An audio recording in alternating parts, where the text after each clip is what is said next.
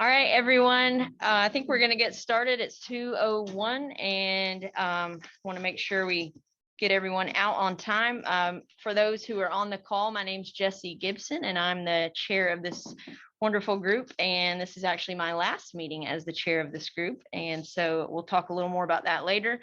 But we do appreciate you guys joining on the phone. I know we did have limited capacity here in the in-person environment. So thanks to you guys that, stayed back and allowed for some others to come today. But we do want to take just a moment. I know this is a little painful for everybody on the phone, but we are going to go around the room. Can I ask everybody on the call to mute yourself if you're not speaking? Thank you. We're going to go around the room and do introductions here. And then we will ask if there's any new folks on the phone, if you'll just unmute and tell us your name and your position and your facility. So we'll just start in the room. Like I said, my name is Jessie Gibson, and we'll just kind of go to my left and we'll make a snake around the room. My name's Tracy Johns. I'm the TPM at Navicent. Thank you for joining us here, and I do whatever Jessie tells me to do. Really? Yeah. You're so right. Why don't we just do the table first and then we'll start the periphery. Okay. I guess you'll just have to speak up to the mic. Is it plugged in? That's No? Bluetooth. Okay. Throw it. I don't have a cool microphone cube like somebody else. I feel like it should be attached to it. Okay, Liz Atkins, Executive Director for Georgia Trauma Commission. I work for Gina, Katie, and Gabby, most importantly. Cheryl Ward, Executive Director, Georgia Trauma Foundation, and I work for all the people Liz just mentioned. Katie Hamilton, I work for the Georgia Trauma Commission. I work for Liz. I'm the Finance Operations Officer. And Regina.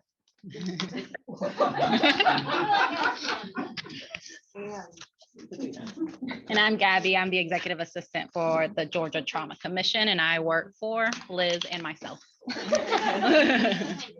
let's start over there with Josie. Is it maybe if y'all just speak loud so y'all, I don't know how. I'll just walk around. Okay. Dana. I'm Chelsea. I'm Trauma PI Coordinator for Navicent AFM. I'm Kendra Holm, and I'm the Pediatric Trauma Program Manager in Augusta. I'm Regina Medeiros, and I am one of the commissioners, and I work for Katie. I am Gina Solomon. I'm the director for GQuip, and I work for Liz and all of y'all. Hey, I'm Jamie Van Ness. I'm the Director of Trauma Services at Wellstar Kennestone. Danielle Johnston. I am the Trauma Outreach and Injury Prevention Coordinator at Kennestone and the new Region 3 RTAC Coordinator.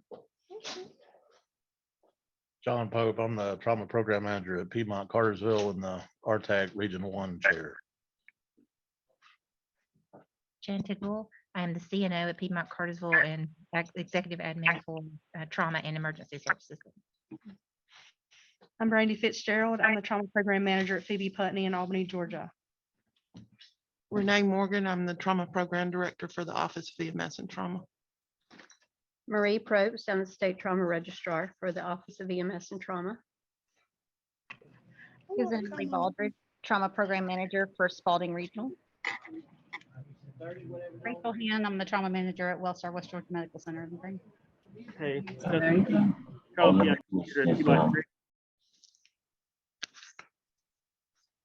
Hi, I'm Mary Beth Goodwin. I'm the Trauma PI Coordinator at Archibald in Thomasville. Hi, I'm Farrah Park. I'm the Burn Program Coordinator in Augusta, Georgia, and I am the Region 6 RTAC Coordinator.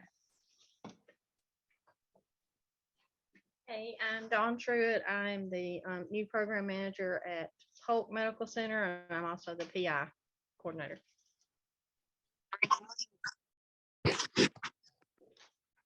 All right, well, thank you guys in the room for the introductions, and it seems like there are at least a few new faces, so good to have everybody here. And let's just open it up for a couple of minutes, and I know it's hard to kind of talk over each other, but if you are new to this group, if this is your first time calling in, if you don't mind, go ahead and unmute and let us know who you are.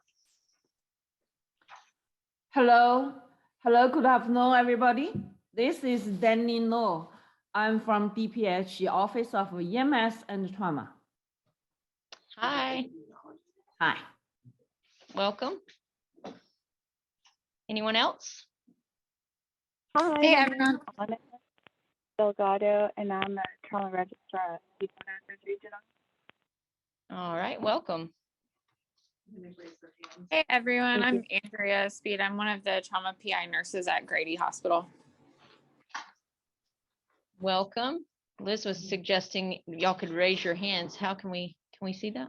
Yeah, if you just, Why don't, if you could raise your hand if you're new, we'll call on you and then maybe that'll work. So you guys don't have to speak over each other. Hi, good afternoon. I'm Winston Charles. I am the new trauma program manager at Cobb Hospital, Wellstar Cobb, and I'm new to this. All right, welcome, Winston.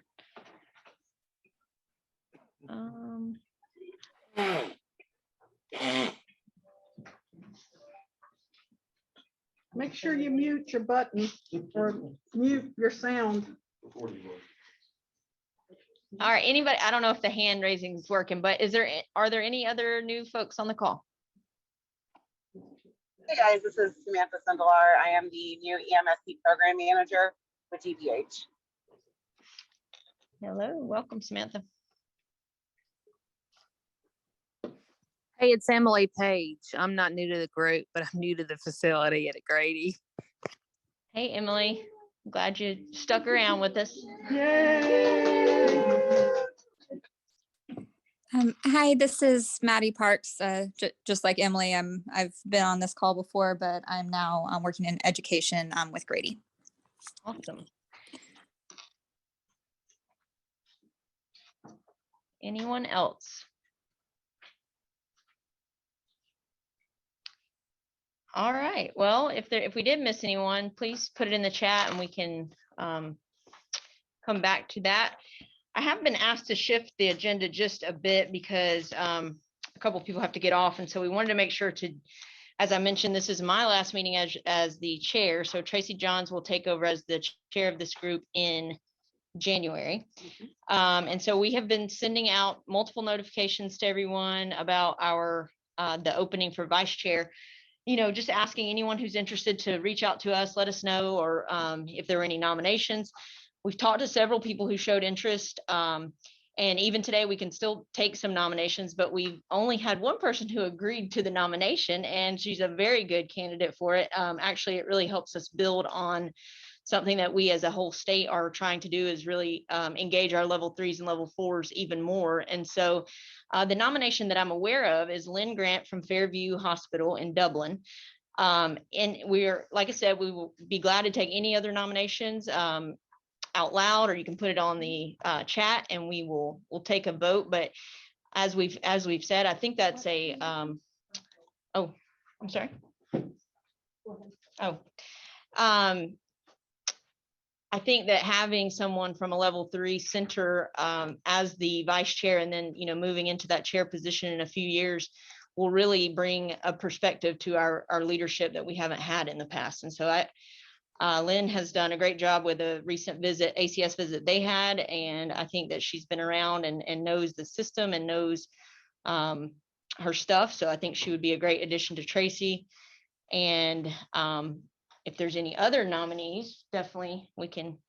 I'm sure there's a ton of people in this state who could do this, and I appreciate everybody who we've talked to about it. I know that everybody's timing, the timing is not always right for someone to take on something like this, because we're all pretty high achieving people and we want to be able to dedicate the time and attention needed to do a good job.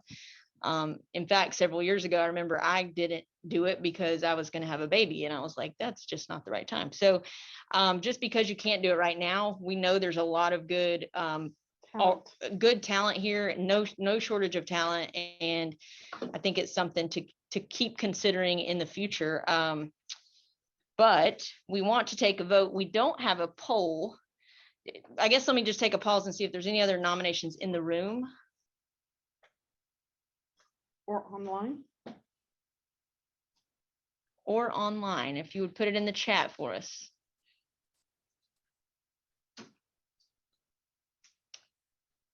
Sounds like we all have full faith in Lynn Grant, right? I know she will do a great job. So let's do officially take a vote. And for those in the room, I think we can do a show of hands. Let's do the room first, and then while we're doing that, I'll create some way in my head how we can do the online version. But for all in favor of Lynn Grant serving as the GCTE Vice Chair for a 2-year term starting in January of 2023, raise your hand, say aye. Aye. Anyone opposed? And then for those on the call, I know, look, a lot of people are voting yes already. So if there's anyone, and I know you probably don't want to, I mean, no one's opposed. We know this, right, guys? But if anyone's opposed for some good reason, please let us know. But I'm seeing unanimous yeses come across the chat. Yes. I think Lynn will do an excellent job. Yeah. And just so you guys know, Tracy has talked with Lynn at length and kind of, you know, as any of us are, there's always some angst about taking on a position like this because it's in addition to your normal job. But I think when you have two good people who can really support each other in those positions, I think it's a good thing. And then I'm not going anywhere. I'll be the past chair, so I will always be around. Always for 2 more years, be around. But after that, lose my number. Yes. Tracy has a limit of 1 call per quarter, right? I'm kidding. All right. Well, congratulations, Lynn. I think that this is going to be exciting for our group, and it's a real growth step for us. It's always historically used to be just level 1s. You guys were, I know we've had some level 2s, and I appreciate you guys nominating me to be the chair as a level 2 center. But I think now we're starting to learn, regardless of your level, you play such an important role in the system. And so your perspective and leadership from a different view is just super important for all of us to have. So thank you, Lynn, for being willing, and thank you all for participating in that vote. Do we need a motion? I guess let's get a motion. I'll make a motion that we accept Lynn as voted on for Vice Chair of GCTE for 2023 and 2024. Second by Kendra Holm. Any discussion? All right. If I had a gavel, I'd bang it. Okay, well, thank you guys for letting us go a little bit out of order. I wanted to make sure Lynn was able to be on for that. So let's actually, Ms. Vice Chair, I didn't even let you call the meeting to order. Oh. Sorry, we skipped that. I don't know that you. So we look for the executive members, which there's the 2 of us, and then PI, and then Kelly Vaughn. Is she on the phone? I'm on the phone. I'm here. Okay. Is Crystal on the phone? Jessica Mantooth? I'm here. Okay. So just. I'm here too, just slow. Okay. And Karen Hill was going to call in as well. Okay. And then Kelly Roker? Yes, I'm here.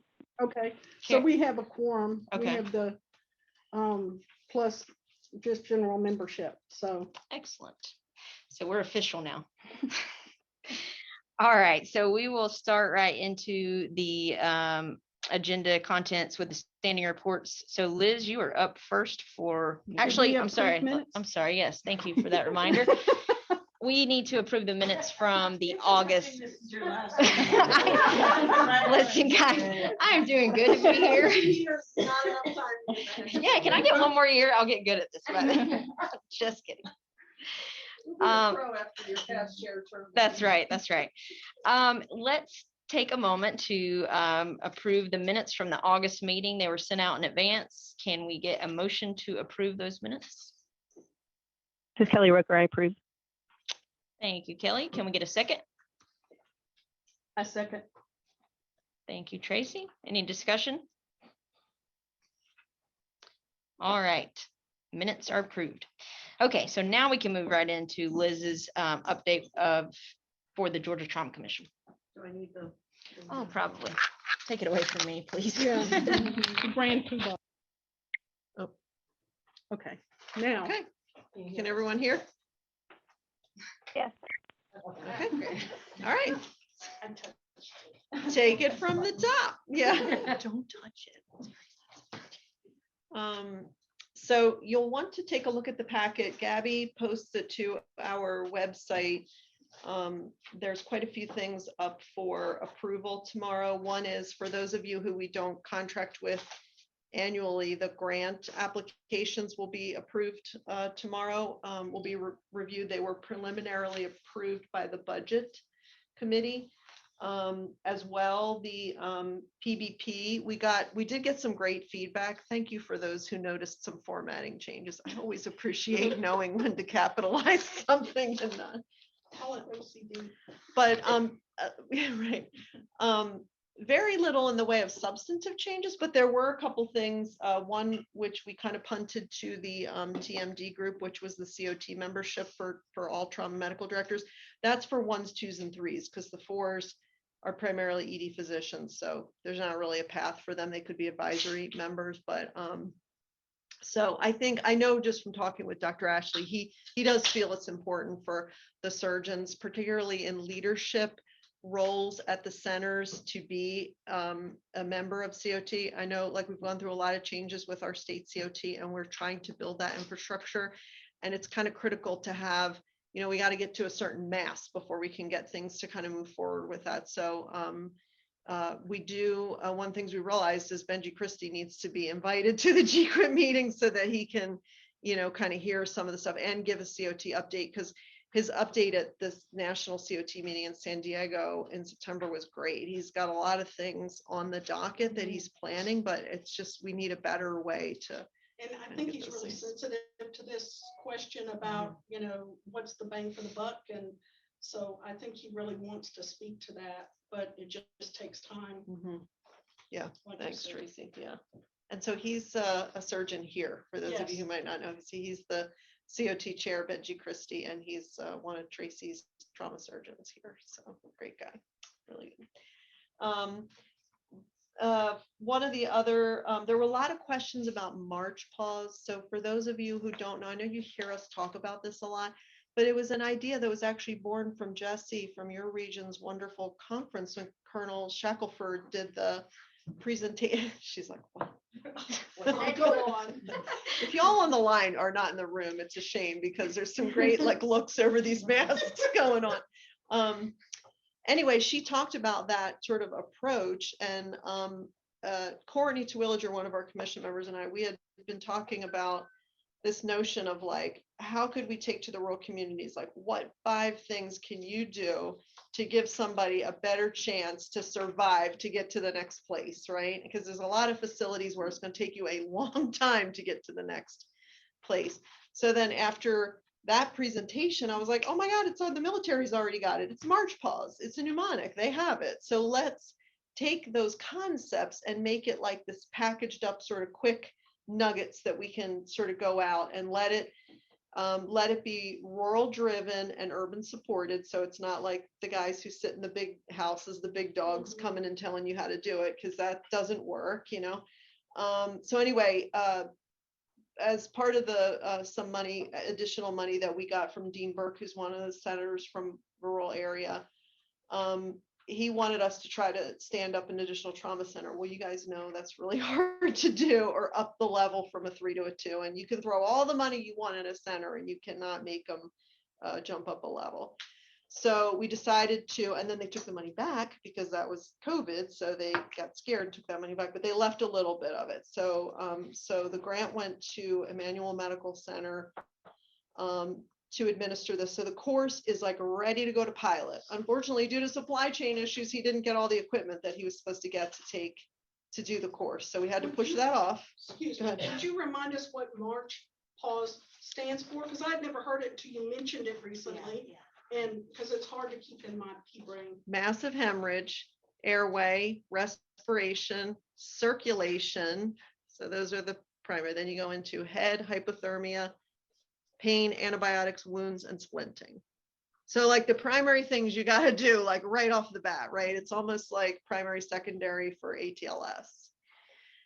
So essentially we're calling it like military civilian integration, and we don't want it to be redundant with RTDC, but be complementary so that like ATLS and RTDC and this March Pause program are certainly RTDC and this are really designed to foster that relationship between the big level 1, 2 and the referring facility, the rural facility. So I think Courtney will probably give us an update as to when they're going to plan to try to relaunch that pilot, which now, since we're getting into the holidays, that's so challenging. It might have to be January now. So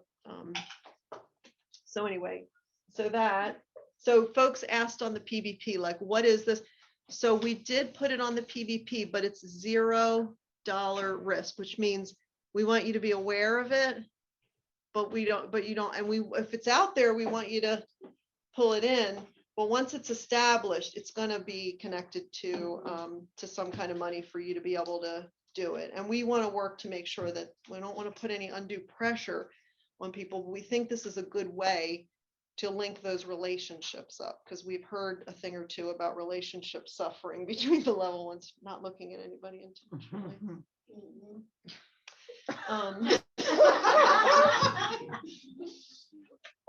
Then there was a suggestion about diversion hours, and then whether we should track diversion hours. Essentially for this year, we're going to pretty much go with what we have. I don't want to add something else. For those of you who made substantive, and there were only a couple, I think diversion hour was one.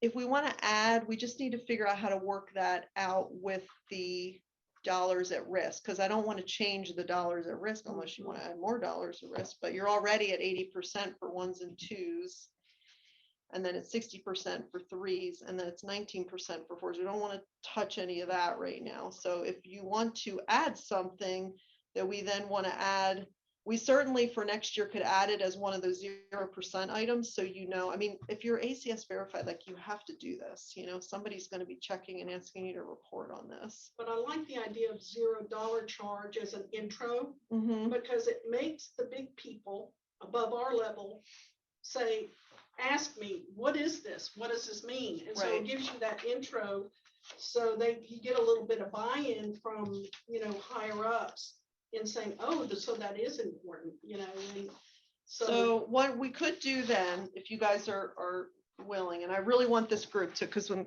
commission members, they're going to glaze over when they see this, right? They don't know what this is all about. You know what this is all about. We could add it as $0 under like the blue criteria that we have. And by the way, it's in the handout for the meeting. It's in the packet. We could add it under the ACS optimal resource document criteria, and that because it's one of the criteria, right? I think now they're a little bit more specific about the hours in there, right? The grade book. We could say that you have to track it and put a 0% if you would like to, if you guys feel strongly. If you don't feel strongly, let's not stress about it. We can always add it next year as a $0. But if you want it in there, I'm not opposed. We could, when the motion comes up tomorrow, we could say with the addition. That's really the only other substantive thing that came through for the suggestions. Does anybody have besides the COT membership? I mean, I'm good with waiting until next year, but sometimes when these things show up, they kind of help support trying to improve something or work on it. Fortunately, Dr. Ashley made a comment about it to the right person at the right time, and we've gotten more support there, because this is totally out of our control a lot of times, I mean, he gets in on the decision process, but when you have others that help start that process, understand it. So does anybody have a yay or nay for adding this year? So I guess just so I can understand the intent a little more. So if we added it, first of all, there'd be 0, at risk this year. But next year, if we put a money, an at-risk amount to it, is it whatever the hours the ACS says? And I can't remember. I think it would go under grade book standards. Yeah, grade book standards. So you're just would ask that we have less than that many hours. I mean, that would all have to be worked out. What we normally do with new criteria is just say, you got to have a mechanism for reporting and watch it, and then you got over the next year, we could hash out how you report it, assign an amount to it, reduce something else. I tell you, there's not a whole lot to reduce on there because each item is only at like, 2 to 5%. Yeah. Right, and if So, you put it something else on there at 2%, Yeah. it's not diversion, especially because like you said, it is so far out of it. yeah. It's such a big thing that, Mhm. if I lose, I mean, we don't have an issue really with it, but I mean, like, I can understand the institution not really caring that you had that on your PVP because 2% was. Oh, I know. Sometimes, like we used to talk about, sometimes like our group in my previous life would say, well, we'll take the hit for peer review. We don't care. Right. And We I don't think- want I to, feel we don't like want to go this- to a meeting. This might be one because it would, I mean, I Yeah. see both sides because it would help to get it in the face of. If there's interested folks in working on this, we could defer it till next year and spend the next year working on it. I would like to get this out to you a little sooner. Katie and I talked about doing the stakeholder comment. I'd like to do this every year, do like that stakeholder comment, because I think people are real.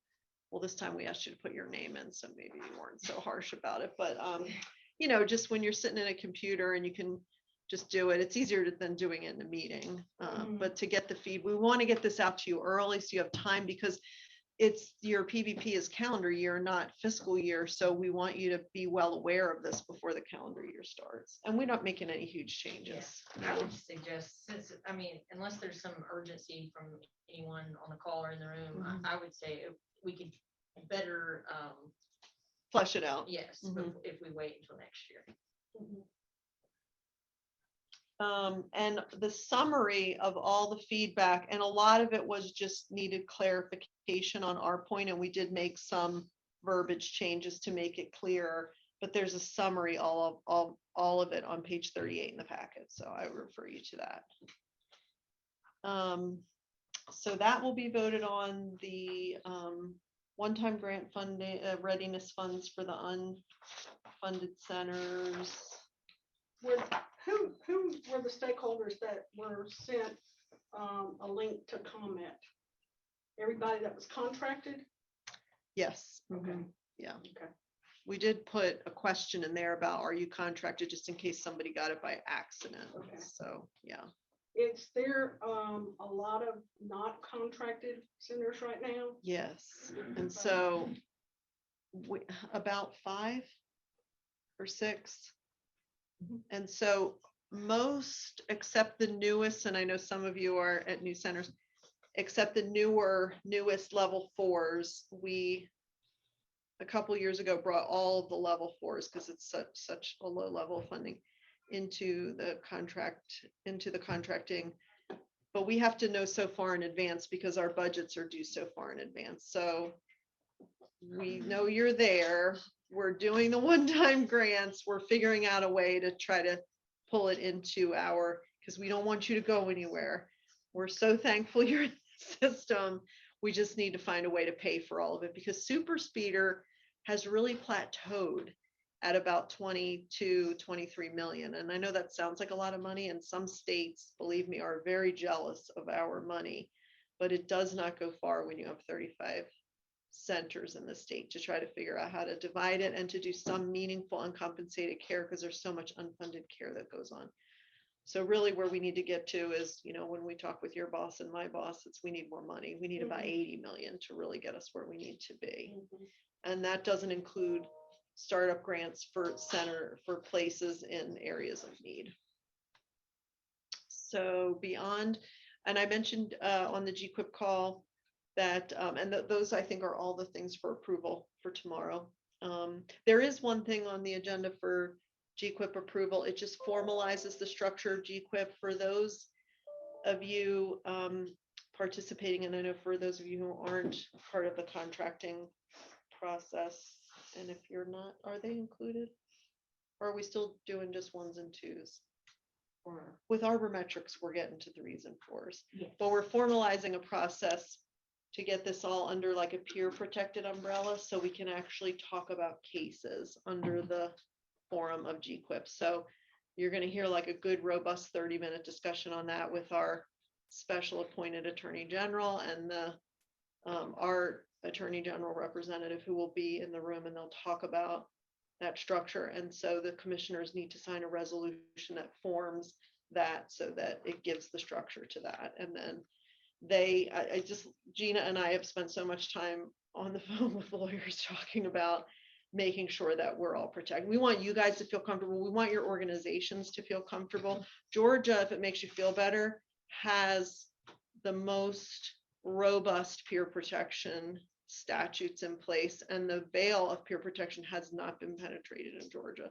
That's not the case for other states. So that's really nice to know that if we say now with that, we can, and not everything can be peer protected. We have to have some things that we share. We have to show the general public in good faith that we're taking your money for this program, and here's what we're creating, and give them some nuggets of feedback. And that's the whole accountability mechanism. But by the same token, we want to be able to get the group in the room to have those honest conversations about where we really can improve. Because let's face it, our TQIP report, we're struggling a little bit here with some things, So.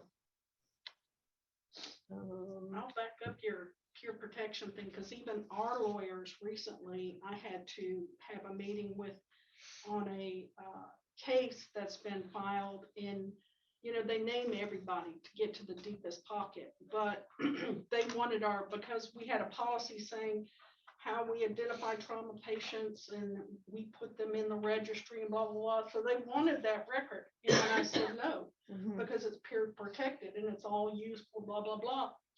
And so, it was like a 45-minute meeting with our lawyers who wanted it, for the case. But once they understood, they said, well, Georgia's pretty strong on that. And they did make that comment. So I was thinking, yeah. So, and we kind of bypassed the fact that there is that little part of the Georgia statute that is on your V5 registry every time you open it. And that was one of the reasons, is because sometimes, legal gets very uncomfortable about you putting PI stuff in your registry sometimes, and that it resides, or it appears to reside, in the same piece of software. But I appreciate you going through the motions, because I know that had to be painful. Yeah, and I think it would seem simple, but it's not. Yeah, but she's like a pit bull with lipstick, and we're really happy about that because she knows what can be done and what can't be done. So I like it. I think it's going to be good.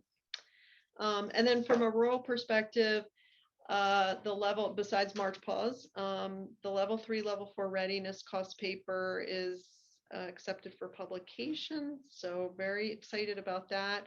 TCAA is doing a small pilot with about 5 or 6 level 1 centers replicating our level 1, level 2 process. So we'll get to validate and see. They actually also contracted with Jessica Story from Warren Aver, because Jessica's now the accounting auditing expert nationally for this. I mean, really, she knows all the rules, and she knows about testing rules for auditing and stuff. So it's really exciting.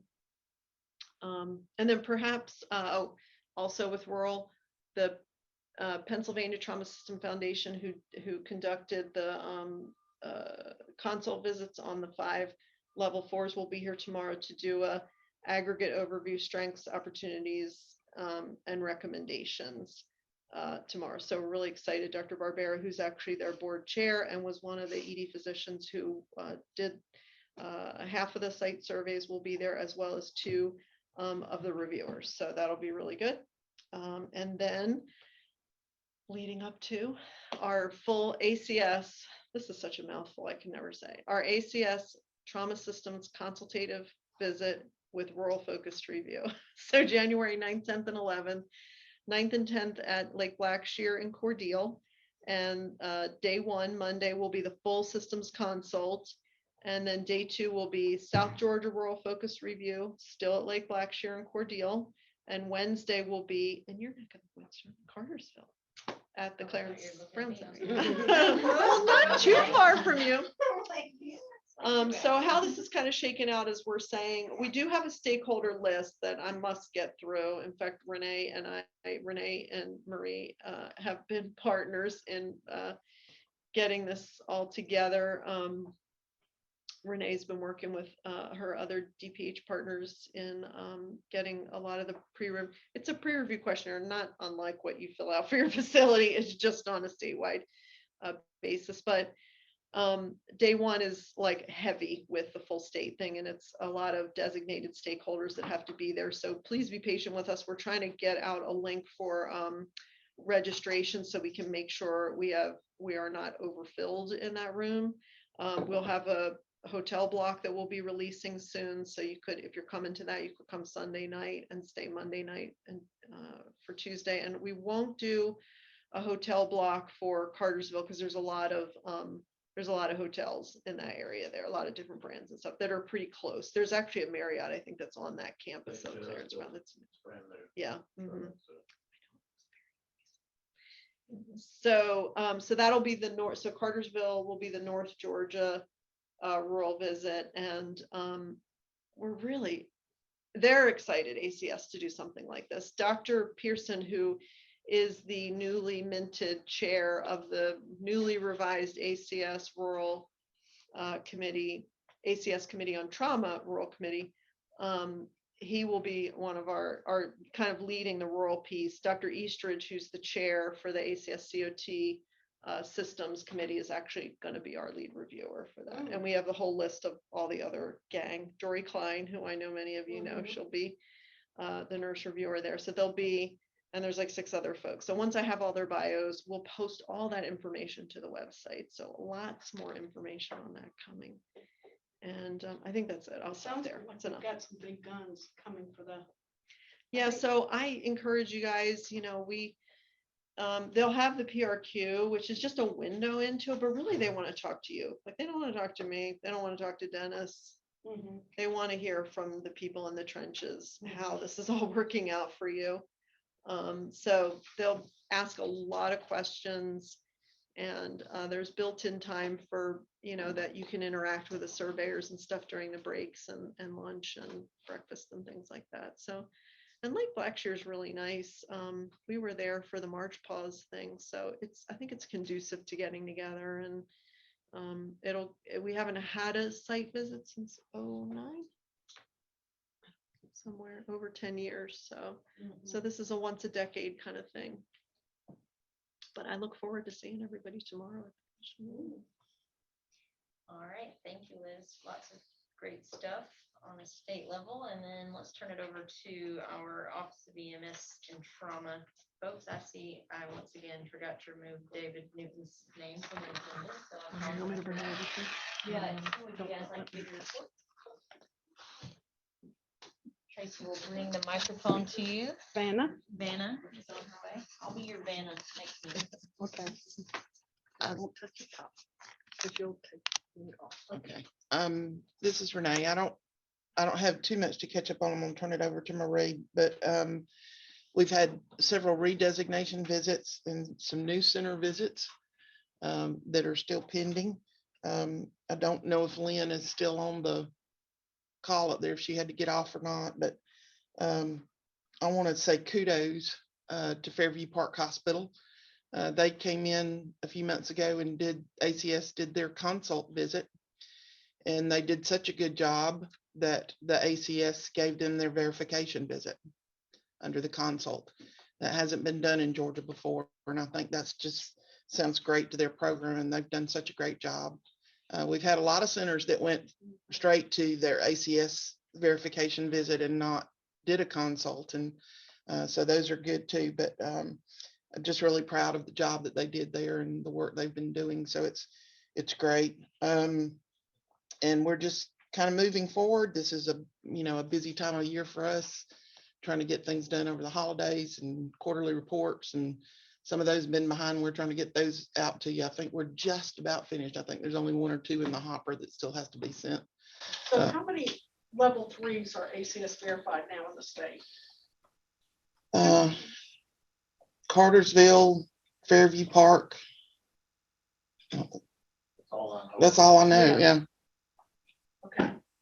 But we've had. We've got that as a goal, like by a certain date, we'd like to have all the level 3s verified is our goal, right? Yes, that's actually we did, because some of you had trouble with your visits with ACS and they had to be pushed back.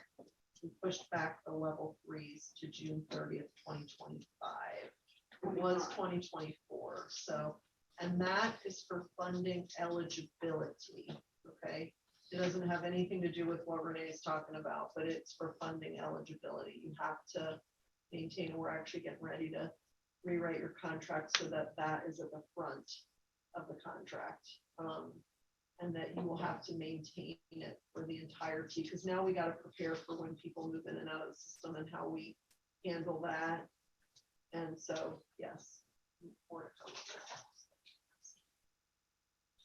Oh, so the sound was going in and out for Renee's report? Or Liz? Because I'm too far away.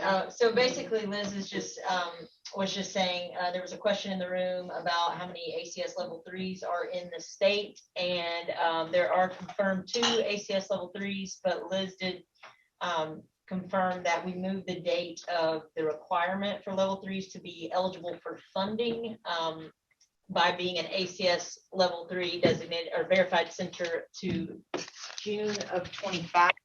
Correct. Yes. So in other words, for the FY 2026, which again, it sounds so far away, but it's really not. You'd have to be ACS verified to be eligible to contract for that year. So by the state FY 26, you have to be ACS verified to be eligible, level 3s to be eligible for funding, for commission funding. Right. And again, just to clarify, so this has the funding piece is separate than the state designation piece. So just keep in mind that's separate. All right, I'm going to pass the mic back to Marie.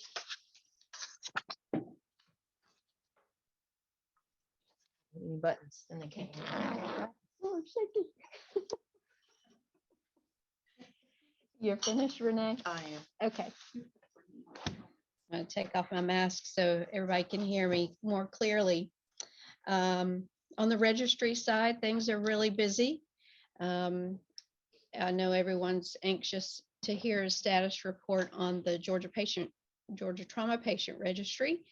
The last SDL file installation went out on October 28th to the phase 3 and 4 centers. And you guys know who you are. And I'll be following up with each of you to find out the status of your installation. And several of you are in the room, so I hope to catch you before you leave. So out of the 37 facilities that we have collecting trauma data, the 27 centers have received the SDL to install and resume downloads to the Office of EMS and Trauma.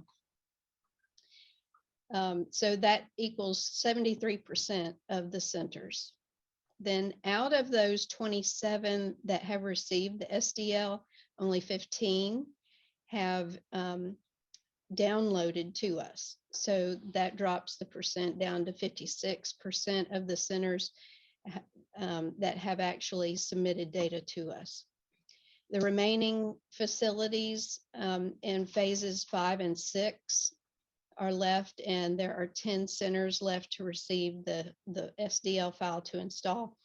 And as soon as I can get a handle on the phase 3 and 4 centers, and I could see that their data is coming in, then I'll go ahead and let ESO know to send out the SDL to the phase 5 and 6 centers. The group that's in phase 5 is primarily the centers that are on Registry Anywhere. Good for you, because the facilities don't have to actually install that SDL file. ESO can do it remotely for you, and then all you'll have to do is view the training video or slides, and you can perform the download. So again, I hope to talk with the facilities that are in phases 3 and 4 that are here today in the room to find out the status of the installation of those files, because we haven't received your data yet. The next item I want to bring up is about the biospatial site, which is slightly similar to what Gina's working with in the Arbor Metrics program. During our registrar subcommittee conference call, the group requested more information about the biospatial site, which I've prepared, but I wanted, since I have everybody's attention, I wanted to remind everyone that the biospatial site is a data analytical platform that can that focuses on demographic, disease, and injury surveillance. So it's a free tool for the facilities to use. We have trauma registry data in the biospatial site. And once we have everyone's 2021 and 2022 data, then I can do an upload to biospatial at the end of the year. The program allows centers to compare your center to other centers. Now, you only see the data for your facility in this program. It is not risk adjusted like the Arbormetrics will be. So there are benefits to both programs. The biospatial site has dashboards that enable you to query the data in different ways, and you can actually download the image or the graph that's posted there and use it for your administrative reporting.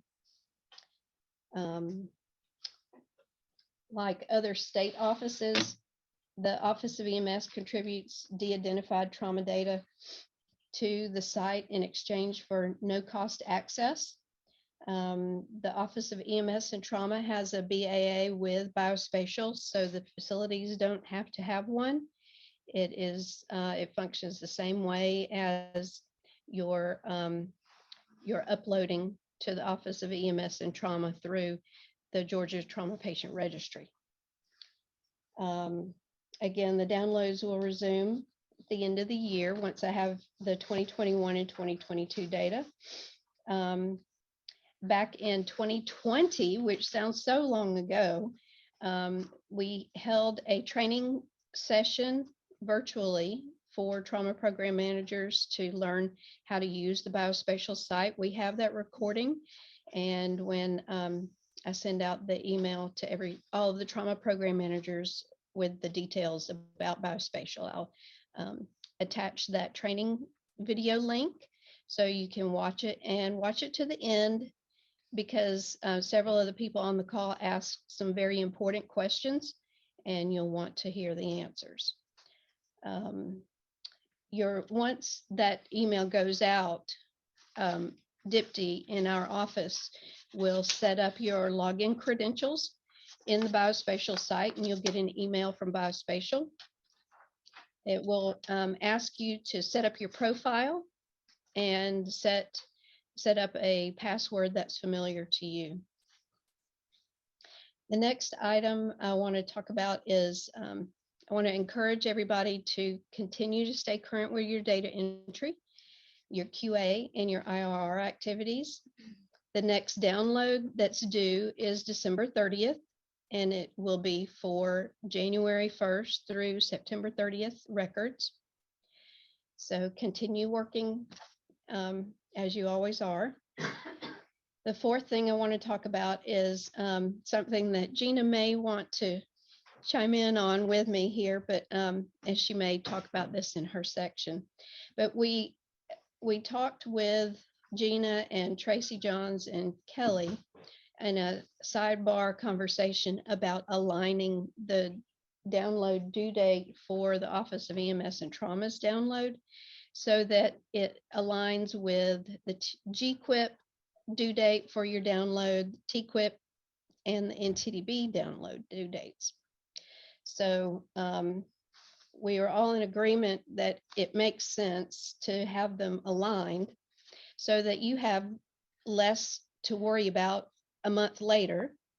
And so Renee and I talked about it as well, and there's really no impact on us. If your data is ready to go to GQIP or NTDB or TQIP, it should be ready to go to the Office of EMS and Trauma at the same time. So in a nutshell, those are the 4 downloads you would do every time there's a download due.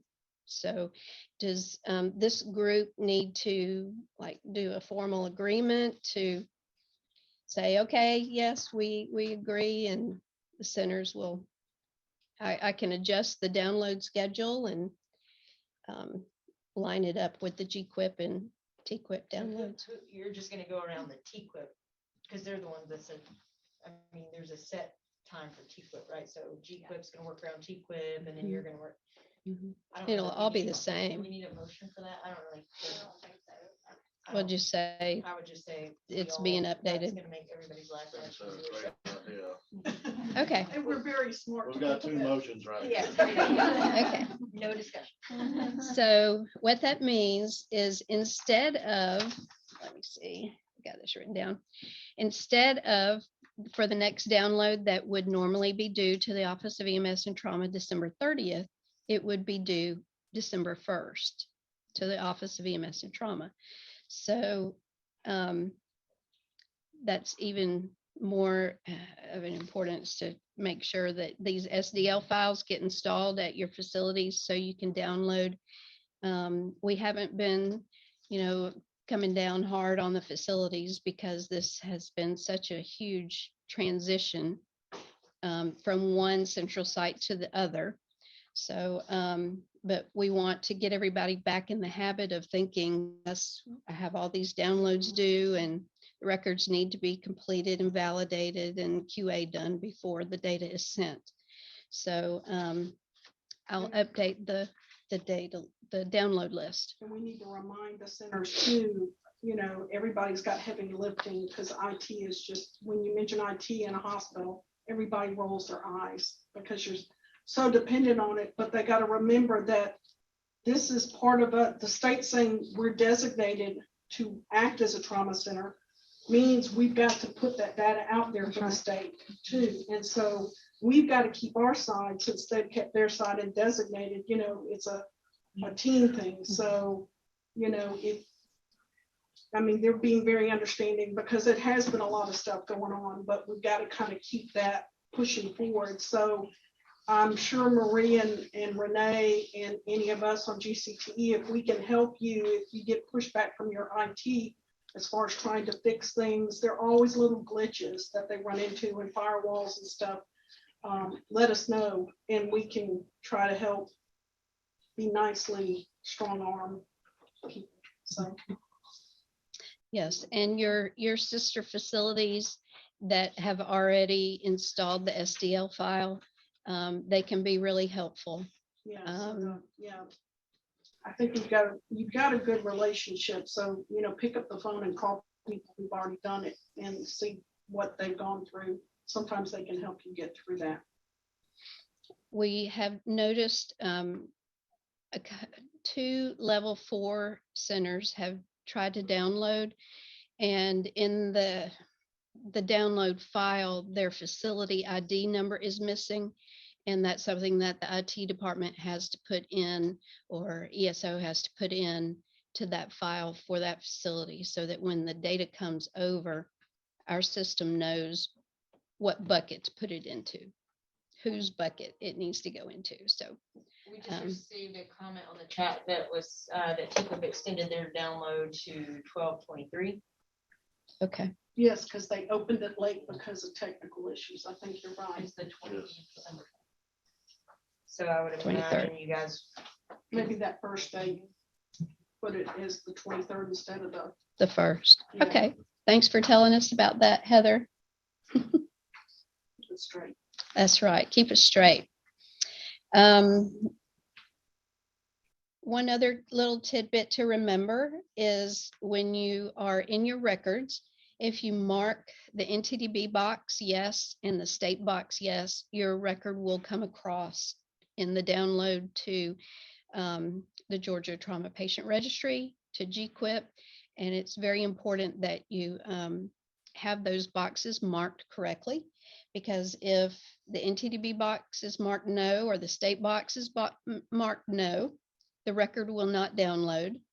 And also if the NTDB box or the state box is blank, the record will not download. That's So like a good validation report right there. yes, so add that to your QA. And Gina and I talked briefly this morning about the AIS 2015 codes. So Gina, is it best to bring that up now, or do you want to wait? Well, I forwarded to Kelly and Tracy on that. I was out of the loop for a little bit, but seems like we did talk about this, and we're shooting for 2024. That's in my brain. Am I right, Yeah, Tracy? I think 2024 is the goal. About that, at the last winter meeting in Barnsley, and I said, where is that? And so part of it is a holdup at AAAM. They've got a new charging process or scheme or way they're doing that, and they've had a hard time working that out to where they can get with the software companies to work it out. So I think their code is just coming over now, so it's delayed. So we're going to delay because the software companies aren't going to support it yet, because they're just now getting the requirements and all that kind of stuff. So I think we're going to have to delay it until, of course, ESO can support it. And then, but I think we want to just keep a touch point with them, because we really need to prep, give us time to prep to move to that. I think the main differences are like in pelvis and explosive It wasn't injuries. huge, but with that being said, what we need to do is to plan another AIS 15 class. We had one when it first came out, but that's been years ago, and we've had a lot of turnover. So we would have to plan a class. And I think to do an update class, as long as you've taken AIS, the full AIS course after a certain date that's on the website, then you only have to do an update that's a 4 hour. So if we could offer it as 2 4-hour classes and get more people in, but we'll have to see what the associated costs. We might not be able to afford to pay for everybody, but maybe we can go halves or a third. I mean, it's better than nothing. So, but Right. we'll just have to kind of be thinking ahead of that. Right. We had a center asked this morning actually about that. So that's how this came up. And I thought, just go ahead and bring it up, put it out there, because even though it's the end of 2022, we need to start thinking about what we're going to do in 2023 to get ready. We've got, as you said, courses to take. Of course, the vendors, I imagine ESO already has the codes. Image Trend already has the codes. They're ready to go in the Image Trend system, but the charging method that Tracy alluded to a few minutes ago is that AAAM is charging the vendors per facility for the AIS codes. And so the vendors are passing that cost on to their customers. So I don't know what impact or what the plan is for fees from ESO, but on our side, Office of EMS and Trauma will be incurring that for each facility that is using the AIS codes. Right now, we only have 2 centers that are doing direct data entry. So those, we would be charged for those facilities, and I've asked for verification on whether there's a fee for us to receive the AIS codes from importers. So that's the answer I'm waiting for, but hopefully They're really looking to increase their revenue. AAAM is interested in increasing their revenue. Yeah. So but why don't we need to keep this at the top of the heap. So, we definitely, maybe at the summer meeting or the next meeting like this one, we need to kind of be aware and say, well, what about 25? So each year we're going to just put it off 1 year so we can kind of be thinking ahead, because I don't think ESO is going to be ready for a changeover or for a go live. I think the beta sites they're not going to get their software or start using the new ESO product. They were supposed to do it at the end of this year. And I don't think they're going to be starting at the earliest would be 23 admissions. And that's just the beta site tester. So they're not ready for us for the like the majority group. It's just people who've been picked out to be testers. Okay. So I think we can easily, I don't think you'd want to incur that on an older system, and just wait and do it on a newer system, because I think it would be very buggy or might not be supported on an older version. Yeah. But we can stay in talks about that to So, make sure we can kind of preempt it, and not cost any more than we have to. Yeah. And guys, I want to keep this kind of moving because we're behind. Linda made a good point that we can't really do anything until TQIP is accepting these codes as well. Right. So maybe we can find out a little information at the I conference. was, yeah, so I was doing a little searching. Yeah, I think that would be good for us to find some info. I think it's important we keep it at the top of the list, but it sounds like we don't really have a good, right now, we're not going to make a decision, so. Was there more So in your report? it's out there. No, that was the last item. Okay. All right. Well, good conversation and very relevant, but we did get a little bit behind, so I want to make sure everybody, especially our subcommittees, have an opportunity to give their reports in just a bit. Cheryl, I'll bring it to you. Cheryl, you're up for the Georgia Trauma Foundation. Well, you'll make up time right here. All right. I'll Yes, just I'll stand ever here. take long. No, it's okay. I'll bring it to you. But as most of you all know, this calendar year, what we've been doing is rebuilding as well as reflecting on what the foundation has accomplished since our inception, and then looking at what we need to do to move forward. So right now, what our board is doing is coming up with our short-term and our long-term priorities. And in addition, we are working more purposefully in alignment with the commission to make sure that what we do augments whatever their priorities are going to be. As we've been taking a look at everything, one of the things that we realize we have to do in order to be more effective is to raise our visibility. And that's not just the metro area. We cover the whole state. So we need to have a presence around the entire state. So as we work to make more people aware of the foundation and what we do, as well as to raise money to advance the trauma system here in the state, what we're going to do is we're going to have an increased presence in each of the RTAC or EMS regions. And when we do that, we'll be calling on all of you for your input. We also want to make sure that we get your wisdom on the needs of the community, because you guys are the ones that are on the ground. You'll know what the needs are there. We're even going to be asking for your feedback on perhaps who are some of the thought leaders in your area, as well as who some of the corporate partners may be that would want to perhaps give and fund projects that would be right there in their local community. Earlier, Liz had referenced that the super speeder revenue, and she mentioned that while it may be close to $30 million, it's not near enough for the work that needs to be done here. So one day, what the foundation is working toward is being able to bridge that gap, to bring in the money that's needed to make sure that we can do what we need to do to improve the trauma system here. So as you all know, that's a marathon. It's not a sprint, but we want you to know that we are committed to doing it. And I had joked earlier when we were doing the introductions and said that I worked for the people that Liz said she worked for. But joking aside, I work for you. The Trauma Foundation works for you. We're committed to supporting the system, and we want to involve you all as much as we can, because you're the experts. You're the ones that we're going to count on to get the information to us that we need in order to take everything forward. So that's it. Great reports. And I will come to Gina.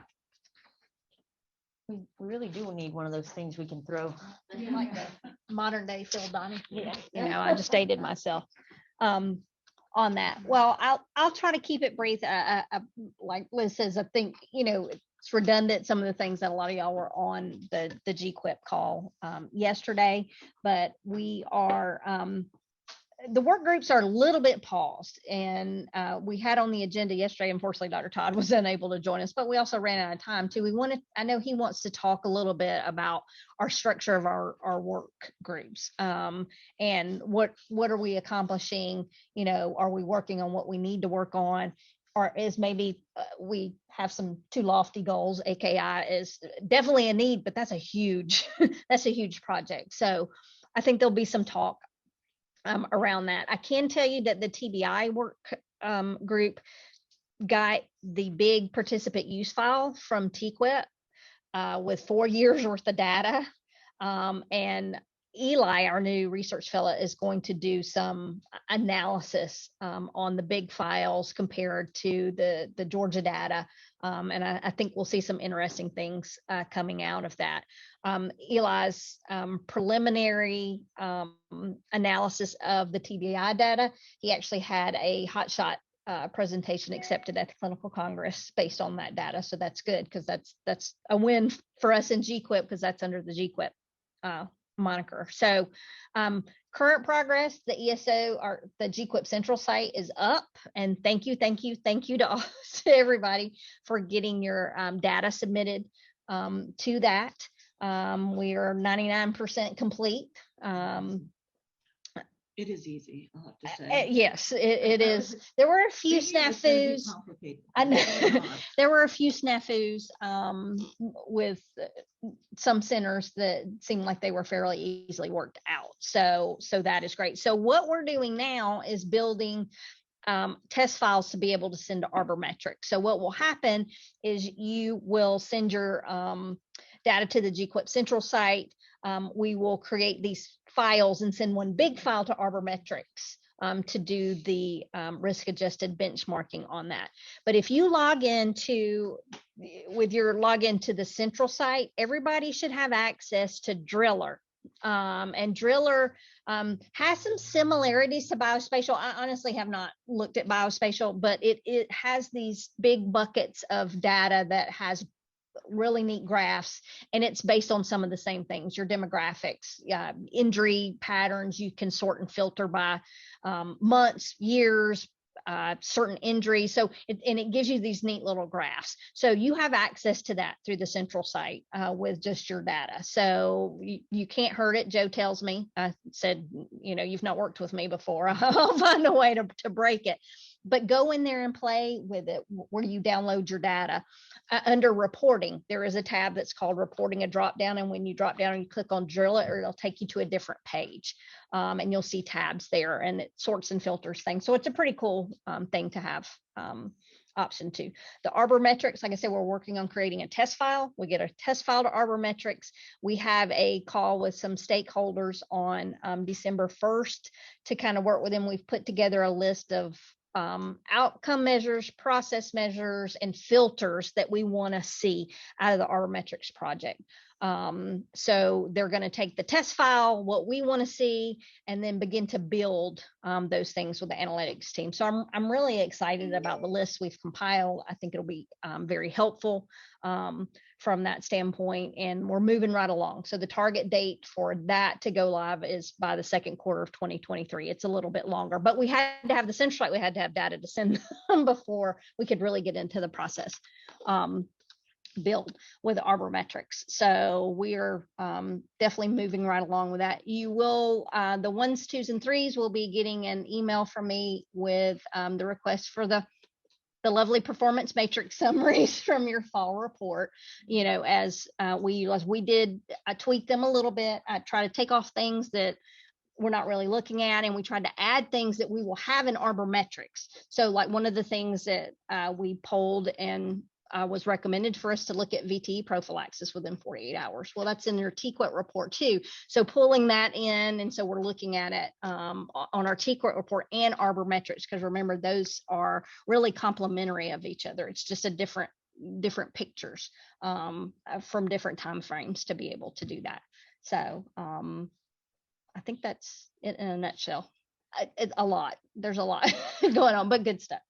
A good analogy for people who participate in TQIP is the Central site and Biospatial are very much like the aggregate reports that you get from TQIP. So it's raw numbers, it's data, how many participating, what's your volumes, that kind of thing. And then your Arbormetrics reports, which will come later, are like your TQIP reports that are risk adjusted and risk stratified and refined. So Yes. your outliers are adjusted for, or your comorbids are adjusted for your mortalities and stuff things. So kind of if you're used to using the aggregate reports and the TQIP reports to report to administration, you could use either one, and then the Arbormetrics report like your TQIP, because the idea is to get the feedback quicker than waiting for your TQIP report, and then the twice a year. TQIP report has the contiguous 12 months with the most current 6 months, but it's like really old. So if you make a change from a PI perspective, theoretically, you'll see the impact of your change sooner than having to wait for it to catch up.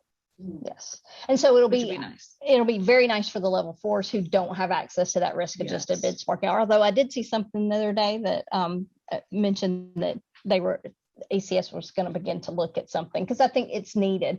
I do know that the state of Arkansas is actually embarking on working with the Arbormetrics to create something just for the level 4. So I'm going to kind of get with them and see, what they're doing. And Michigan has shared everything that they had already built with MTQuit through Arbormetrics. They said, absolutely, you can take it. So they're not reinventing the wheel for some of that. We'll have that as well. Which is nice. Then we can run them and go, not quite what we want. Yeah. And fine tune it. And but fine we tune cannot it. Start from scratch.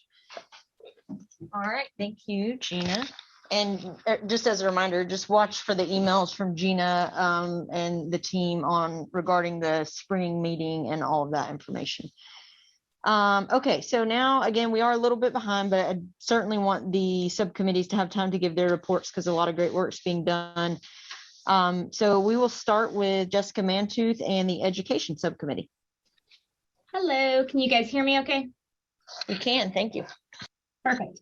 All right, so first of all, thank you to our entire Education Subcommittee group. We do a lot of work. We meet every month, and I'm really thankful for everybody that calls in.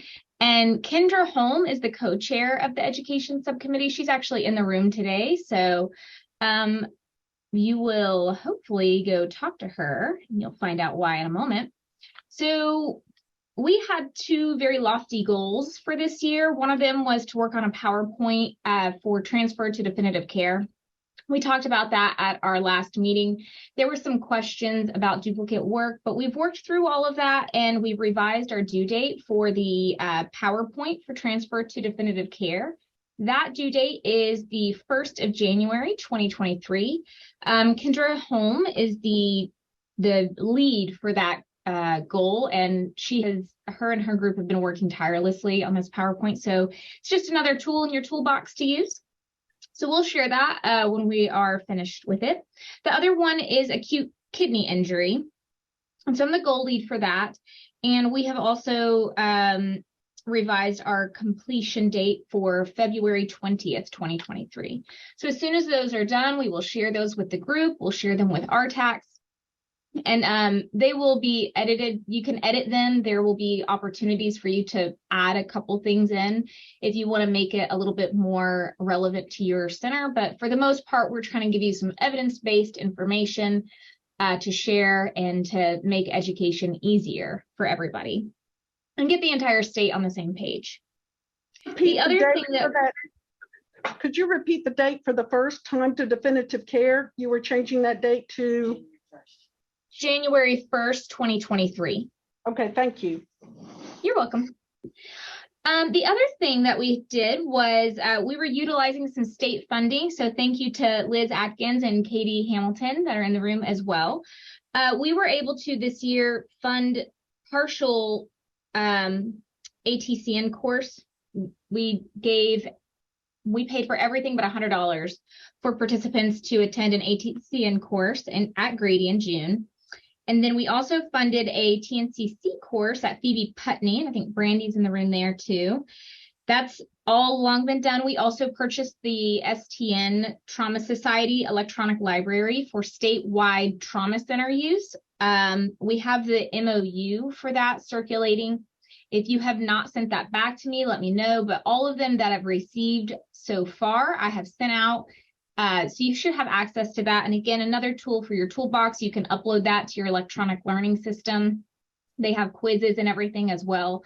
So it's really a nice package for additional trauma education.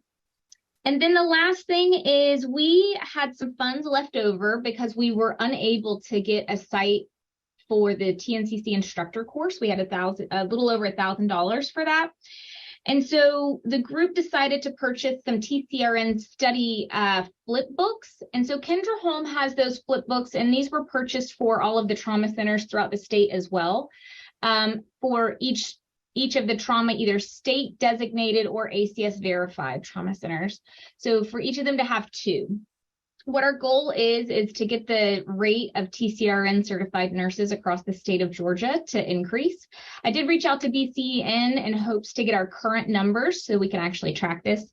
But Kendra's there. She has those flip books and just a log to know that you have received it.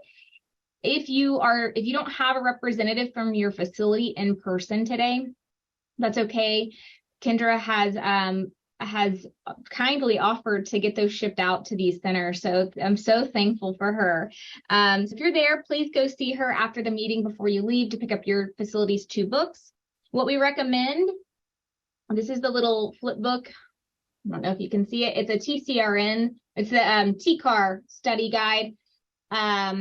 It's a really nice comprehensive study book. And what we recommend is on the edge to write your unit number and then maybe a phone number on here as well. And you can even put a little QR code for people to scan that goes to a document for additional information on studying, or for checking in or checking out, you can link it to a Microsoft Forms. That's something that it's really going to be facility dependent on how you manage the check-in and check-out of these. Usually it's worked well in the past for me to just write it down on a Word document, but you can get fancy with it. If you want ideas about how to get fancy with it, just let us know. We're happy to help. And that is it for me. All right. Thank you, Jessica. Any questions for Jessica? Great report. Thank you for your work, Kendra and Jessica. Thank you. We are lucky to have a great group of dedicated people. All right. Thank you so much. And I guess now we move to our pediatric subcommittee report with Kelly Roker. Dr. Roker? You're so funny. Lame duck.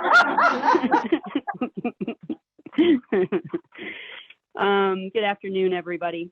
And following that very large subcommittee, I'll mention that we have a very small subcommittee. So any of you new folks who want to be on the pediatric subcommittee, we would love to have you.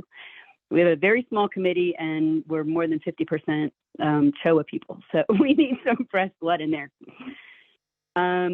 So the first thing that we started working on is time to definitive care. And we're trying to work with other subcommittees to decrease the time to definitive care for patients that are less than 15 years old. We're still putting an emphasis on doing follow-up for pediatric imaging guideline use at transferring facilities. And we also started putting emphasis on cloud-based sharing, and PowerShare has been great. We have monthly meetings with PowerShare and talk about centers that might be struggling, and they've been very quick and receptive to doing extra education and follow up with those centers. SIPA project data was collected and analyzed, and it was identified that it is a reliable adjunct to vital signs for critically ill pediatric patients. So our committee MDs are now collaborating on preparing an educational presentation that we can share with the state. They did do several SIPA talks. So when they were asked to do a talk this past year, they tried to focus on SIPA and give everybody, just a preempt on what that fifth vital sign actually is. We're going to try to work with the registry group, and maybe we can get the SIPA score to become a data element. We're hopeful for that, and I think that would be helpful. Kelly. Yep. Kelly, could you remind everybody what SIPA score stands for or what it is, just in case they forgot? Yes, Yeah, so the adults have been using the shock index score for quite a while, and this is the shock index pediatric adjusted score. So it takes into consideration systolic heart rate and blood pressure and patient age, and it gives you a score. And even though the initial score might not be that informational, what is when you are taking it or looking at it repeatedly and you are noticing that it's going up. And our hope is that centers become familiar with the SIPA score, and before a pediatric patient is put in an ambulance for possibly a long transport to CHOA, that they either get blood or they make sure that they're being transported with a transport team, an advanced team that's able to give the patient blood en route if they need it. Thank you. Any other questions about SIPA? Think so. It's a great adjunct. We looked at the AKI project, and we had been a part of the AKI project after, interestingly enough, we begged and begged to be a part of it. And then when we looked at the number of AKI patients that we've had, data does not suggest that we have enough cases in PEDS to support continuing with the project. So I think we can probably drop AKI and maybe put our focus in the TBI in this coming year. And then pediatric readiness is hot topic and hot potato, and we have done some small side projects, and we are going to start collaborating with the Pediatric Medical Recognition Group. So I'm really excited about that. I think our first meeting with them will be tomorrow. So I hope that they're interested in the things that we felt like were important, and they're more than welcome to our little toolkit that we started. So that's it for PEDS.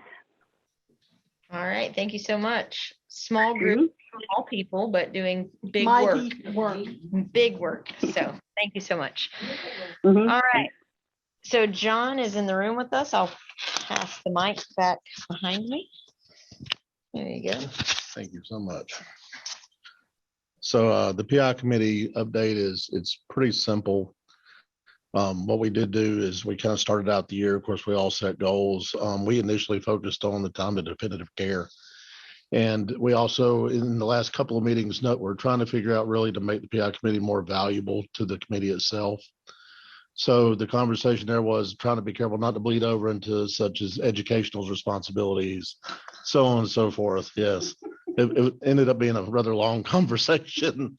But what we came up with is we actually, with Gina's help, we sent out basically a volunteer survey to get people to work on one or the other. And the reason we did it this way was historically, it actually worked well. We divided up 1s and 2s and 3s and 4s on some projects. But this particular idea was to not divide up between 1s and 2s and 3s and 4s, but to divide wholeheartedly. So what we did, and honestly, it came back almost even split. We've got 2s, 3s, and 4s and 1s on both projects. And so basically, even though I sit as chair, I'm heading up the time to definitive care. And the idea behind that portion is, yes, 3s and 4s are transferring into 1s and 2s. We can look at that side of it. But the idea also is for 1s and 2s to be able to pull the non-trauma center transfers in, which is something we haven't really been able to look at because we have all kind of data, but that's not something we can really pull in. On the other side, Raina Stevens and then Gina kind of saddled up with her there also. They are leading up the AKI side of it. And then basically we kind of reset, and that's where we're at. So they're setting their meetings, we're setting ours, and then we come back together. In the past, we met every other month. We met 1 month as a whole group and then 1 month as our subcommittee groups. And so that's kind of the design we're looking at going forward into the next year. And that's pretty much where we are. All right. Does anybody have any questions for John? Oh, and we'll take new people too. Oh, he's also willing to take new people. And committee membership is really open to anybody. It's not assigned. So please take interest and help because it takes a lot of people. We're all working and busy, but we need a lot of ideas and help, so. Right, and we'll talk about it again in a few minutes, but I mean, I am liking hearing that all of you guys are doing the work around these initiatives that we set out. So yes, we need people and there's a lot of work, but we did try to keep it smaller on purpose so that it's not 1,000 projects that you need, this committee of 50 to attack. You've got 1 or 2 goals, and yeah, I think dividing it up is a good idea so that you can focus attention on each one. But it is really nice to hear that you guys are all sticking to our initiatives, and I'm anxious to see how that helps us kind of move the needle moving forward. All right, so next up is Kelly Vaughn for registry. Hi, good afternoon, everyone. Sorry I can't be there. I am on a college site visit with a senior, but what I have, our subcommittee met last week or the week before. And a couple of things that we're doing. Marie has updated the GCTE contact list. So there is now a column in there for transfer feedback contact name.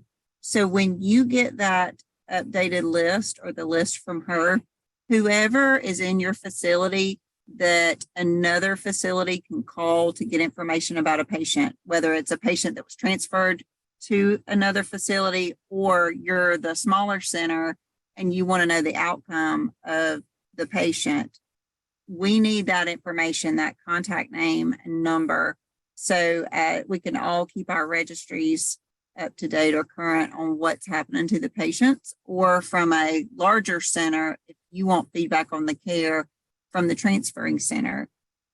Some of us have quality nurses. Some of us, there's just one person for the whole department. Some of us have lead registrars. Just whoever you feel would be able to get that information and have the time to communicate with the other center. So look for that. Gina did share with us, there were several of us that did not realize that AAAM or the AIS has a clarification document. It's an online document, and that link was shared during the registry meeting. So I have that if anybody needs it and you weren't there. The other thing around the transfer ins and transfers out, we in the registry have a transfer rationale option. And initially for 2022, we did not have time to define the different options that you could choose for that field. And so we took that on as a project for this year so that starting January 1, 2023, we could, everybody could have a standard definition and we would know why you are choosing the option that you choose. So I ask for people that might be interested in helping define those options. Up to this point, I've got 3 names. If anybody else is interested, I'd like to get this group together before TQIP. Just email me. You can respond in the chat. It's kvaughn@archbold.org. And then other things that have gone well, we've kind of trialed this year a couple of times, are case studies with some registry questions. Gina's been very helpful in summarizing that and creating the voting polls that we can use during our meetings. So we ask for people to submit or to take that on for our 2023 year. I do have that. Athens Piedmont has agreed to take it for April, but I do have some open dates in January, July, and October. So that's kind of where we are. I want to see the PowerPoint from the education group because I'm not sure. We may need to somehow think that through on our transfer rationale. It may not be relevant at all, but it may be. And then John, you and I need to get together also. And that's where we are.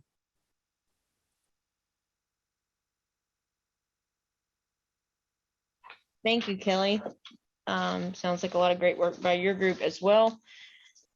All right, last but definitely not least, Crystal in the ever so busy injury prevention group. And Crystal, they're telling me in the room we're 30 minutes away, so I know you always have so much. So just give us your down and dirty. We do a lot of webinars. If you're missing them, you're missing out. They've been great, really strong material. We've got our Stop the Bleed Blitz coming up again, another webinar thing. So we'll be asking people to sign up for that. Is that correct? Quick enough? Well, that might have been too quick, Crystal. That might have been too quick. No, really, I didn't want to. Certainly didn't want to miss any of your good work. They were just telling me that we were at 3:30, so I wanted to make sure. But we do have time for a more thorough report than that. I was just messing with you. All right. Well, we're going to be doing a bingo size needs assessment. I mean, that's like crack to some folks, and the folks that are doing it for a lot. And we've got some more folks who want to come on board. So we're going to be doing a needs assessment in the next couple of weeks to see who wants to keep doing it, who needs to be doing it that isn't currently doing it, trying to maybe get a budget together for purchasing new stuff. The state license will be renewed by the Middle Georgia Regional Commission. So other than that, yeah, we're doing quite a lot. We've had some great work, and just appreciate everybody that has supported that. And just, we have a great team, and I can't say enough good about them. You definitely do, for sure. A lot of people involved in Crystal's group. So it's always good to hear all the work that you guys are doing. All right. Thank you for that, Crystal. And also, I'd like to thank Crystal kind of publicly for being organizing the networking event. She and I think Kendra worked with her. Crystal did it. Crystal really did it all. Sorry. Kendra is a slacker, as Jessica said earlier. I'm kidding.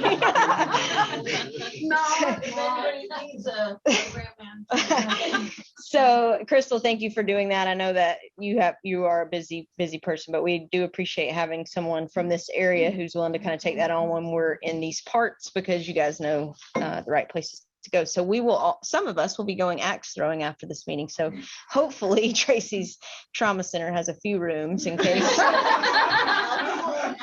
Yeah. I know. Actually, we don't get our whole blood delivery until, are they Thursdays? Fridays. I bleed saline, okay? Okay, all right, sorry about that. Then here I am getting us off track. So thank you so much for that, Crystal, and look forward to seeing you in a little bit. I know you couldn't be here in the meeting, but we will see you shortly. All right, so moving on, and we'll be quick with this section as well, because I think you guys already hit on a lot of it, the GCT goals and vision. And each time I kind of set this up again, because I know we have many folks who have rotated, new people with us. And so you may or may not be familiar with what we did a couple of years ago. We knew that there was a lot of work going on as a trauma system, a state, or as a whole entire state, through our different groups with GQIP and the TMD groups and the, Georgia Trauma Foundation and so on and so forth. And GCTE was always working on several different things, kind of playing that game of, once something popped up, we did it, and almost to the point that we were kind of playing squirrel. We would jump at anything that might come our way and even smell like a opportunity, because that's just kind of the way we are. But we did want to really kind of pause and look at how can we better align our group with the Georgia Trauma Commission and the other strategic intentions and goals of the whole state trauma system. So a lot of work went into that over the past couple of years of just creating those initiatives. And I'll read those for you. So the first initiative was to decrease time to definitive care. Second one was to decrease the incidence of acute kidney injury. And that was agreed upon because we have consistently had some opportunities with our TQIP report as a state. So that was one we all felt like we could jump in and attack. And then the third one was to increase trauma awareness in our state, really in the communities that we serve. So we challenged the subcommittees to take on 1 to 2 of those and really make it more of a 2 to 4 year project. We know that these are kind of long-term things and it takes a while. I mean, right now we're still building infrastructure to even make some of that work even begin. And so I think we have really embraced this and done a great job. And I hope, obviously I'm going to stay involved, but I hope that you guys, as the subcommittee chairs and the members of those groups, I really challenge us to be disciplined to stick to those things, because there's always going to be something else. And yes, there are some things that we do have to address, like the AIS, if, we have to address that when it happens. But I do think taking on like high level strategic type goals, we should minimize that to these things that we've agreed upon and really try to move those forward. So you all gave a report on what you're doing with those.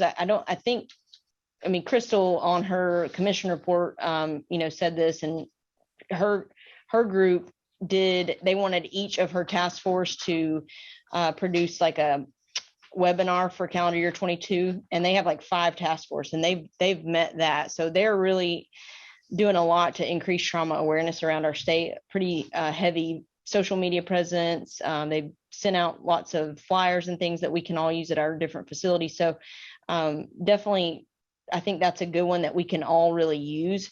And that's the intent of all this work, is that once these subcommittees do things, we want to be able to share it, like what the education group's doing about the PowerPoints and things like that. So this is supposed to be so you can take this work back to your individual center and, make progress at the local level. So. And I want to applaud the injury prevention group, because they really are a team. And so it makes it not easy.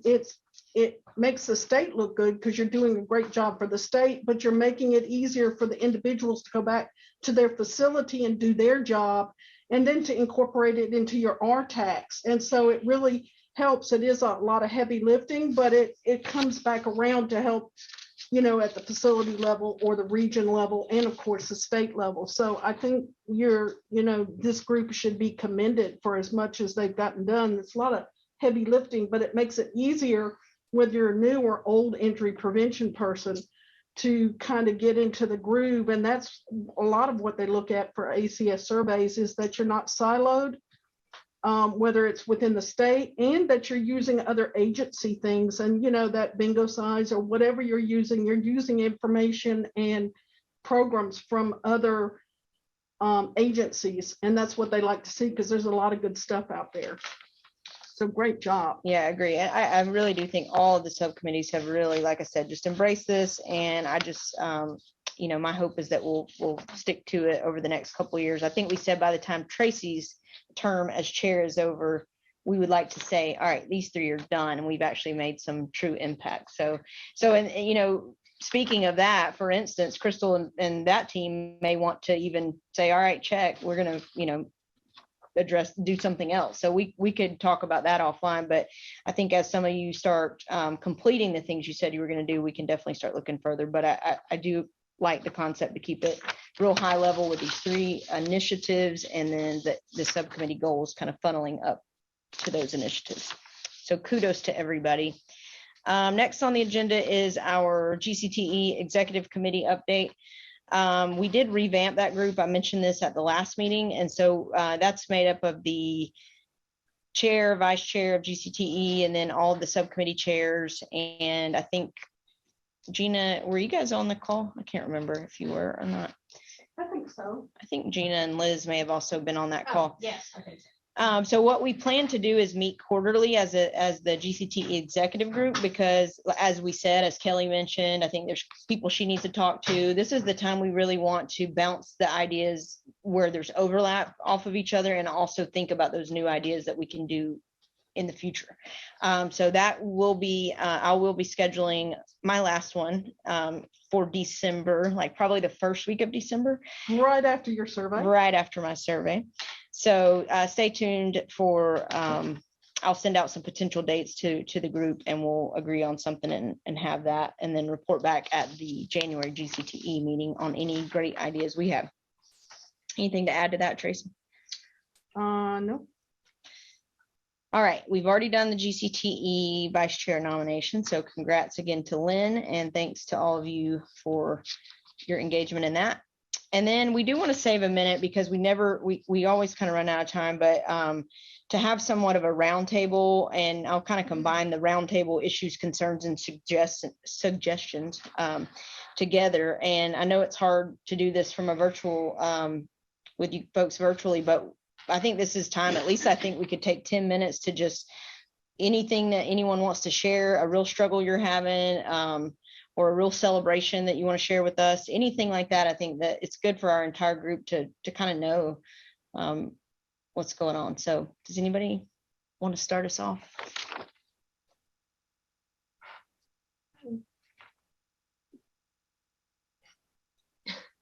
The 2023 meeting dates. Oh yeah, we'll get to that. So how many centers, Renee, this year have gone through an ACS survey? Whether it's, That on the top of my head. we know that like there's 2 level 3s. One was like, I think one was consultative and one was follow-up. And then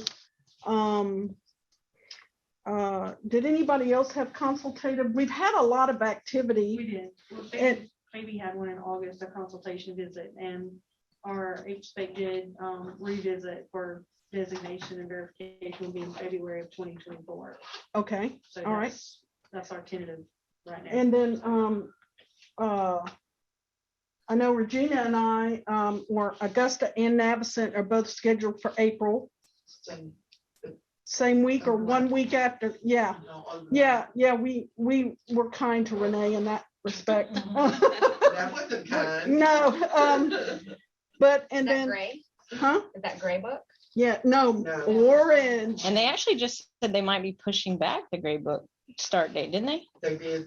We'll be gray book. We're going with gray book. Woo. Pushing back to I mean, when? that's. Do you remember the date? So when Yeah. do you do? March of 24. So I was pretty strongly thinking it was gonna be. I think one of the yours is. first. I think yours is still gray book. What What was- what call It was would be I my on the other luck. day? It would be my luck, because we were the just said ones we're that got gonna go that to route prep because there was so twice. much- and there was so much back and forth. I think even during our survey, our consultant that we had, we thought we were on the orange book. Do y'all So think we the had survey some, coming we up? had some marks in the gray book too, so we're kind of like, we had Oh, one kinda foot in one, toggling one the foot in line. another. So we just decided as an institution, we'd go ahead with gray book. I mean, we're not designated, we might as well, if we're gonna build it, we know that's where we're headed, we're just gonna bite the bullet and just do it that way. I can tell you ours was, we were orange book, but they were like, well, gray book's gonna say this. Yeah, Gray so- book's gonna say this. They did a lot of Yeah. that, they did a lot of that, so we're like, the heck with it, we're just going gray, so that's why Yeah. we just did it. Yeah, there's a lot of that when they have to change from one. So book you need to be another. cognizant of the gray book. And when did you say you were September 23rd. of next year? Right. And it's Orange fall. Mhm. Oh So yeah. you would be one of the first, depending on the pushback period. Yeah, Jessica just reminded me, it was, we had our pre-meeting with our surveyors like a few days ago. And they said potentially summer of 23, so you'll be fine. You're gray book 24. Oh, yeah. Yeah. Sure. I think for the most part, it seems not worse, right?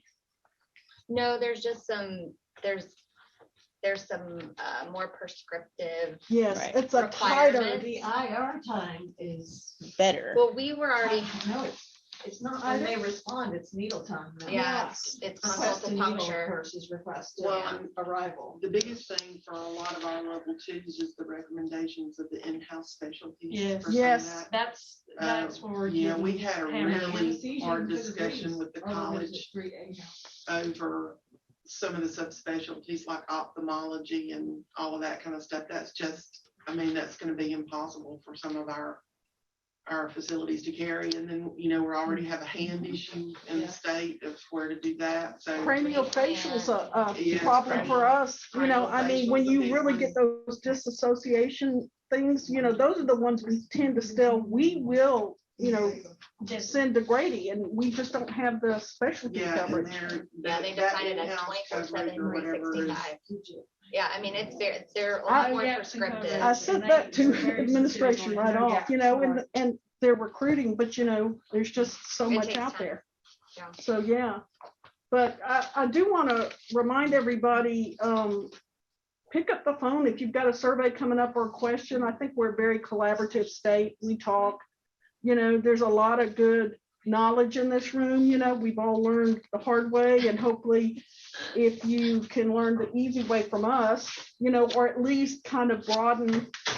And Renee's got a lot of great information, because she goes to all these surveys. So the surveyors, with the exception of a couple of them here and there, the surveyors are very open to questions about the upcoming stuff, because I've had them cornered from time to time. And so they're really great about posing questions from the centers and whatever else needs to do. So we have a really good relationship with the College of Surgeons, and they sort of know Georgia by now and know what we're doing. And so they're very helpful about, giving me key points about these are the things you need to watch and these are the things coming up. So they've been, most all of them are very helpful. I don't know if it's a good thing when I am at the hospital side of the visitor on the thing that they look around and they go, "Where's Renee?"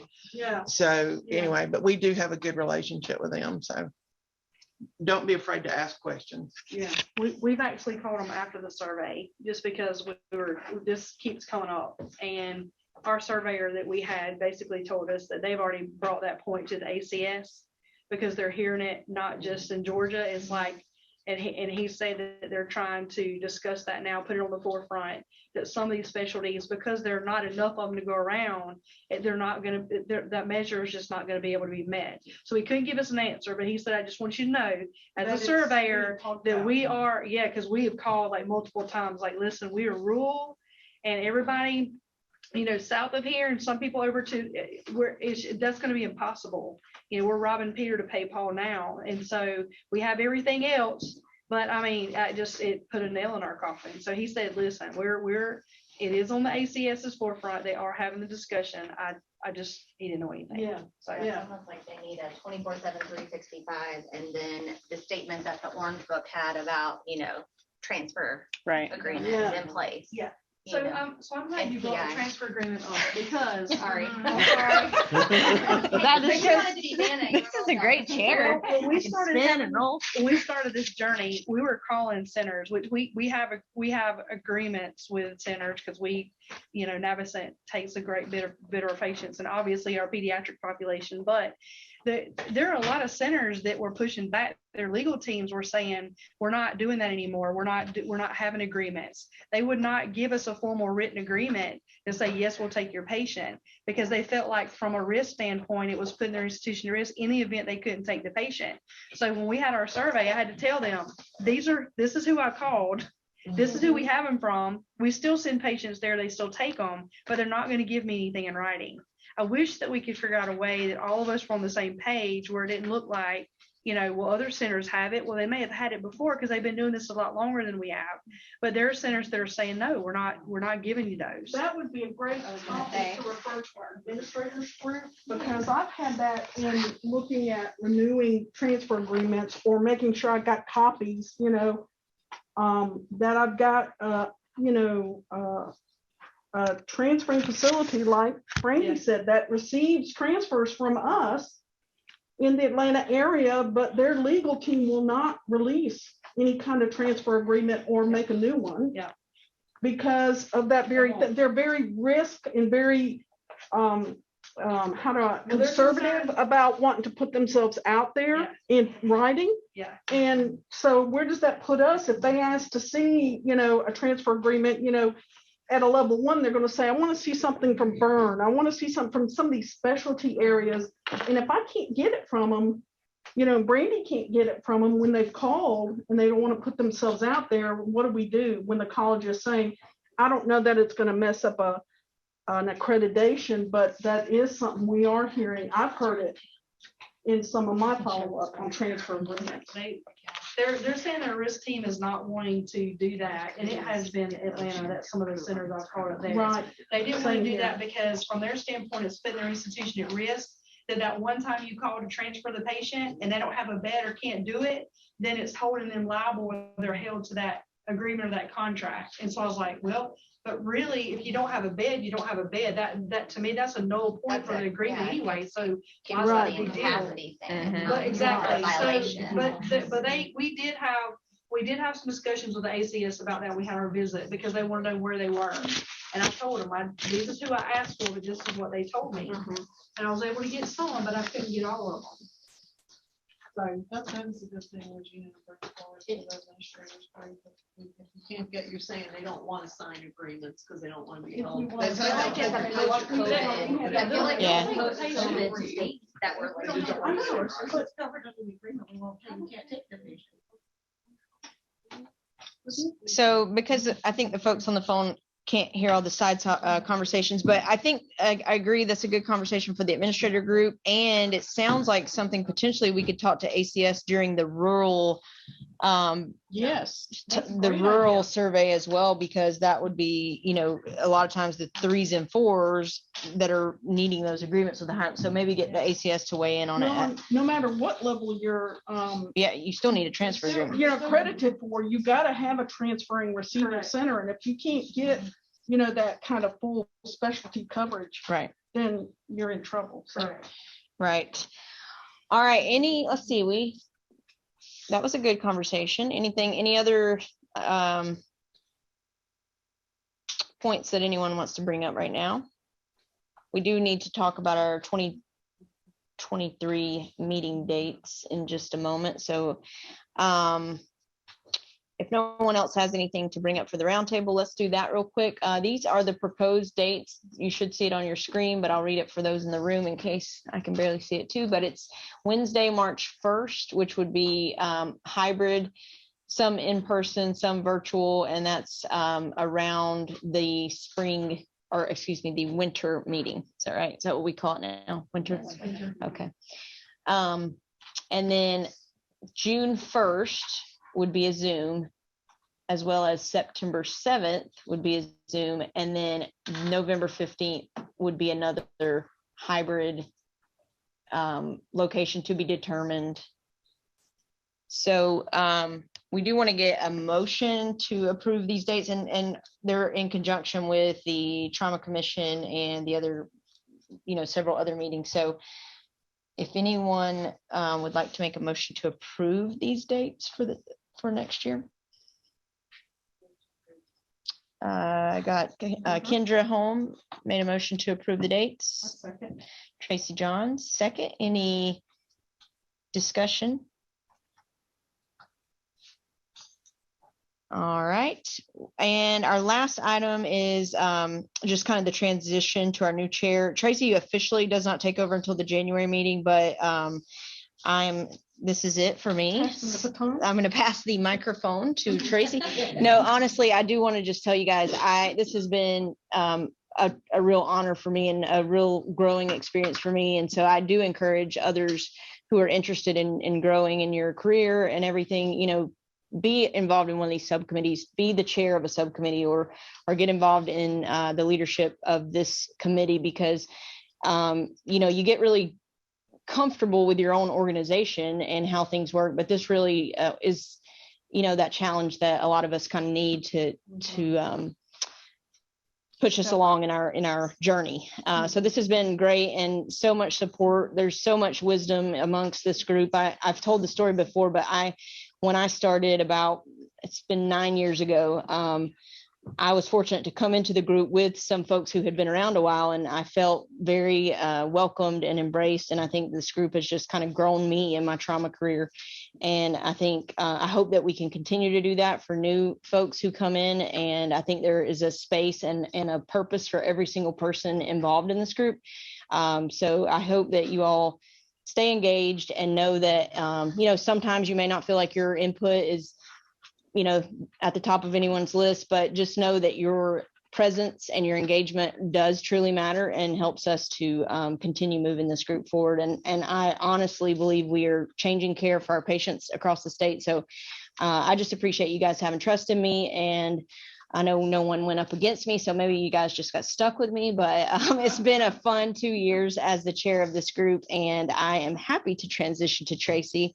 And so you will take over in the January, what day? January? March 1st. Oh, March 1st. Oh my gosh. So am I still the chair until March? whoa. Well, that's our first meeting where I'm. Disregard. I'm just kidding. No, so Tracy takes over January 1st. I just made this up.